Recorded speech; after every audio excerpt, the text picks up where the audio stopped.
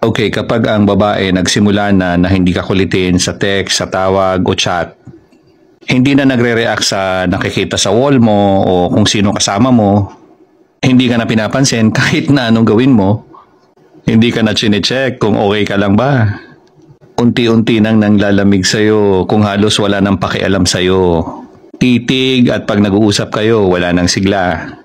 Eto chong, pag hindi na nagsiselos, kung nananahimik na lang siya.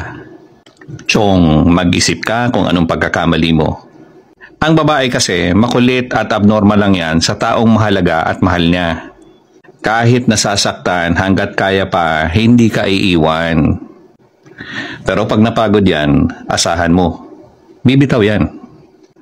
Hindi dahil sa hindi ka mahal, pero napagod na yan sa paulit-ulit na lang na sitwasyon. Ano man ang label ng relasyon nyo, pahalagahan mo pa rin ang babae. Sa totoo lang, hindi siya mapapalapit sa iyo kung hindi ka nag-insist na maging bahagi ng buhay niya.